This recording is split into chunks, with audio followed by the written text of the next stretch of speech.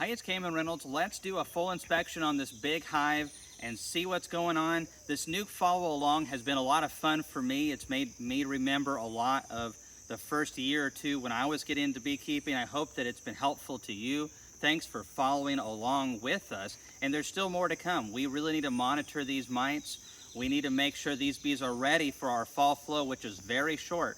Mine's usually around early September, but only the strongest bees are going to make a lot off of the fall flow. And we're not trying to make a honey crop, but we're trying to give them this really nice boost of healthy nutrition to have the best bees to go into winter so that you and I can both be successful. That's our goal with this YouTube channel, is for you to be able to keep your bees alive. And if you want to get to the point where you actually can have excess bees, and that's really a good spot to be in. You can either give them to somebody who you want to encourage to get into beekeeping, or you can sell them to help pay for all those crazy shenanigans of gadgets that we get in and out of beekeeping. There's a lot of different things.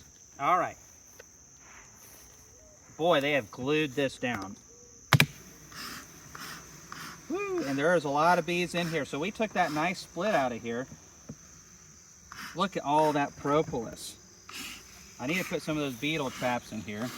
We finally got a little bit of rain, but there's just propolis everywhere on these walls as the bees are sealing this up. This is a smoker that's like 24 or 5 years old. I ran over it with my dad's four-wheeler and I grabbed it and it just leaked smoke out the side. It's not a very good smoker, but it's kind of my baby. It's my first smoker that I ever owned, and if I hadn't have hit it, it'd still be working just fine. It's hard to beat a good Dayton smoker. My favorite product that they make. All right, wow, these bees, I have fed them since the last time we were in here a gallon of syrup. And wow, these bees, where we took out the frames to make the split, have started drawing these foundations. And that is just great right there. Good bees. It's a combination of multiple factors that gets you good drawn combs. And it is, good wax on the foundations. It's also having strong, healthy bees with a flow or a good bit of feed coming in. And that's what we have right now. I'm just really blown away that these bees have drawn that out with just that gallon of feed. And that's what I really want to see. It looks like the bees have still dedicated this top box to mostly just food. So I want you all to take a look at this. See how much food this colony has. Do you think they're going to be running out anytime soon, today, tomorrow, next week? No. That is what your bees need to look like. They know what they have in their pantry. They've got some bee bread down into there. We've been feeding them. We've been keeping them strong. They allow that queen to lay in proportion to what they have. And so if they have a ton, they allow her to go full on out. And that really helps when you have a strong, healthy population. Look at this propolis box right here. As the bees in the last couple of weeks have really spent a lot of time collecting propolis. And you can just see on the edges of the frames, the box, and that has a lot of properties in it that fights pathogens and all kinds of stuff. And so that's really fascinating. This is a really interesting box, and I'm interested to see how they continue to propolize this up, because most of our propolis production is in July and August, where the bees really don't have a lot to do and they just go out and pack everything in.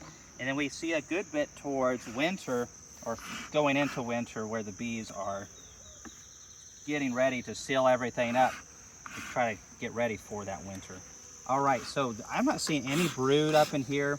There's probably a little bit in the bottoms of these frames, but it's definitely not very much. Now, the bees have gotten a little bit aggressive because it is late of a night. There was a thunderstorm that went through a couple hours ago, and they are a little chippy. So it'd be better to be in a bee suit, and honestly to have done this at a better time. But I've got to fly out. We've got to get this done. Whew. That's heavy. Oh goodness. That's where the brood's at.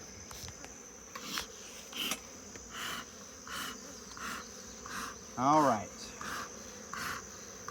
Now this colony is going to shrink back, too much, over the next couple of weeks a little bit because we did take a good bit of bees and brood. So a lot of the future population is over there. Let's see where we're at on brood production here.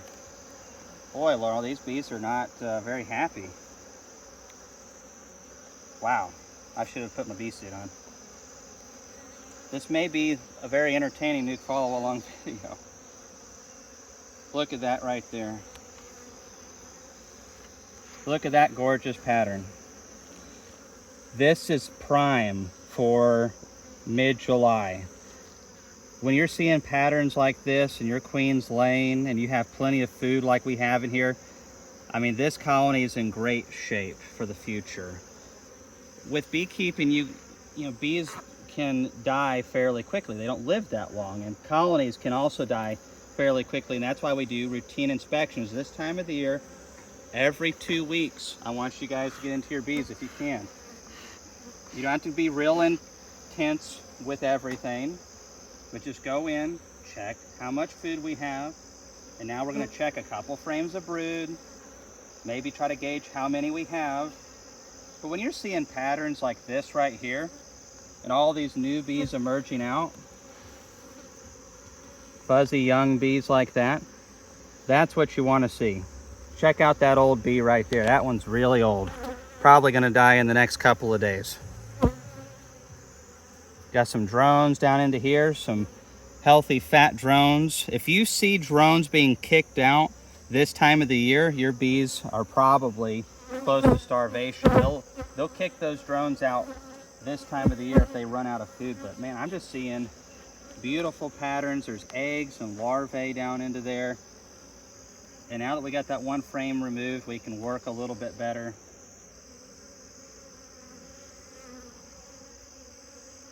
Okay, we got another beautiful frame of capped brood right into here. And this is also laid up quite nicely. Oh, there's the queen right up there. And this bee is trying to let me know that I need to be out of here. So it's getting late. This is really all we need to see. They're drawing this foundation over here really good. Laurel, check that out real fast. And so when we made that split, we put the foundations in a position to where the bees should draw them well, and they have done it. So this is exactly what I hoped for, is to be able to show you all a successful large hive and a successful split. Let's get to that split as soon as I get this put together. I am going to give them a little bit of pollen patty really quick, so I'm going to show you something a little interesting in regards to that. Something we've been tinkering around with, and if any of you guys have any good suggestions, I'm really open to that. I really would like to see a better delivery system for these pollen patties. Maybe it's not feasible, but a lot of you guys are smart out there, smarter than I am, have engineering backgrounds, or you're really good at redneck engineering. That works too. You know, whatever gets it done. Oops. All right, a grout bag. This is some thinner sub. Well, if you blow on them when they're like this, you'll be in trouble. Sometimes you can get away with it. All the foragers are back home and they're chipping. It's amazing how the weather can change the bee's disposition. Laurel's the one that's really good at doing this, and this stuff has gotten a little bit thicker sitting in this bag. There we go. And so I don't have any more patties left. And especially for the nukes, we've been doing something like this, but this is just a kind of a rough way to deliver this. This needs to be a little bit thinner, but the surface area is great, and the bees seem to be eating this very quickly. But I want a device that makes this easy, if that's possible, this would be great for my operation. The bees usually eat this in 2 days when it's like this. And it's soft, so they can also consume it faster because it's a softer patty. All right, so there's that right there. Whew. But that is a little tricky to squeeze out once that dries up a little bit. All right, let's smoke these bees out of the way so we don't crush them. Now I'm going to smoke underneath here to move them off the bottom bars.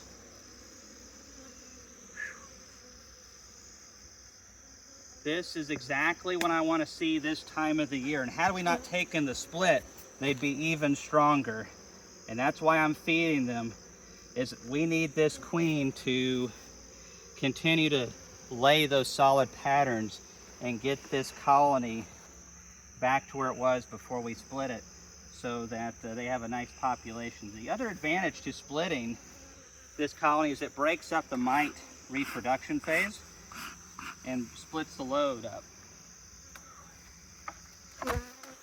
All right, that box is heavy. I'm not feeding this colony this week. I'll probably feed it later, but they're drawing good. They have plenty of food. I don't want to backfill anything.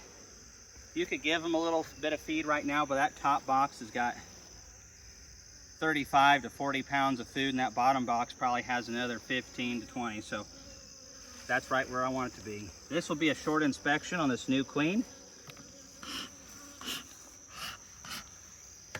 All right. Are you all going to be a little nicer? I hope. Now this little colony right here, it is a lot more sensitive, but we've given this hive plenty of nutrition. I have fed them pollen patties once. They need to be fed again. Well, that was beautiful. That'll tick them off. Make sure the queen's not on here. And there's many times that I check that and I don't tell you all that because, you know, there's a lot of things I just kind of do by habit and I forget to say anything, so I apologize, but it's always best to check the lid and inner cover for the queen. Woo-wee. Oh, nice, they're drawing that out. A beetle trap. Not seeing a lot of beetles in here, that's good. There's one right there though. We'll get you later. All right, so originally, when we made the split, we had 2 foundations on the edge, 2 of honey, almost solid honey, and 2 of brood. Once we saw that the queen was released, we took the honey frames, moved them to the edge, moved the foundations inward. But I wanted to wait to do that till the next inspection so that this brood had food right up against it and didn't have to go far to feed the larvae, which is really important. And not dropping the frame like that is also really important. So this is mostly full of food, still needs drawing a little bit. This is one of the original food frames. Let's see what this hive needs. Oh, beautiful, beautiful, beautiful. Just like your mama. It's just that time of the day. It's getting close to dusk. This is a really poor example, folks, especially if you're not comfortable. Don't be wearing an open veil like this. The old saying, a bee in your bonnet, we may be fixing to find out exactly what that looks like. So they're drawing out foundation. That's excellent. This was just a bare sheet put in there. The bare sheet put in there. Getting tongue-tied. Let's see what those bees are up to. Just gauging by that foundation, these bees need fed. Probably really thin sugar syrup. What I would think would be perfect for this colony would be 1 gallon with just a couple holes in it, or a quart jar with a couple small holes. That takes them a long time to empty it and you just refill the quart. But I'm not really trying to add a lot of weight to this. We could use half a pound of sugar to 1 pound of water and just feel like a gallon of that and stimulate that over the next week or so and get them to draw those foundations out. So we have plenty of food here in the brood nest area. We have food on the edges, and that's what we're trying to avoid, is clogging this up. We want the queen to lay. And There's that frame of brood, okay. Let's see if we can find that queen.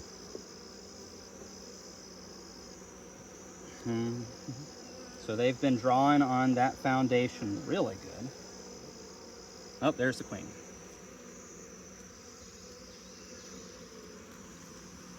And more importantly, down into here, we see the brood.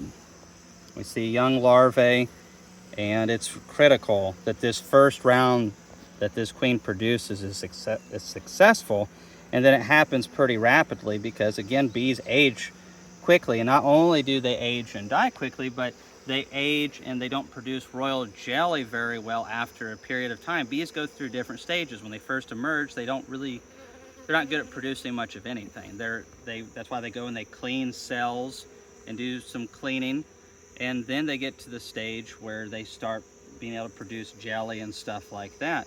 And then after a while, they get a little bit older and they're not good at producing brood food or jelly, and they're really good at starting to forage and wax secretion. And so just because you have bees in there does not mean that they're good at making brood food. And if you have a bunch of old bees, they really struggle sometimes to be able to feed the brood, and that they can take it out on your nice queen because they just can't do a good job of supporting her. So this isn't a huge colony, but there's more brood on the way, and we definitely need to spend the rest of the season babying this little hive and hopefully get it to where it can grow between now and about the end of September. After the fall flow, about the 4th week of September, bees just don't want to do a lot as far as grow. They'll raise some brood, but they're definitely not going to go forward significantly. So not in this region. And I want to really make sure that by the end of September, these bees are quite strong. So there's a full frame of food over here. This looks great. This foundation's awesome. Definitely need enough food to get this drawn out, but not so much that it plugs up most of this space and doesn't allow that queen room to lay. They need some protein. After this rain, we did get a little bit of pollen trickling in. Check that one out right there. That's the first pollen basket I've seen in a while. That's gold. Whew, the smoker's getting to me. Well, this has been the Nuke follow-along inspection for this week. We appreciate you guys following along. As always, that's in the top comment. You can watch the whole series and keep following along to see what we're going to do for mites, because that's really the biggest thing holding us from being very successful with both of these, and also just being diligent and making sure that our bees never want for anything. You're not spoiling your bees. You're not going to ruin them or make them lazy. That is false. That does not affect the bees. Bees are honey bees, and they're called that because enough's never enough. And they want that surplus, and they want those big clusters because they really need a good cluster to survive the winters. So thanks for watching this video, and we'll see you in the next one.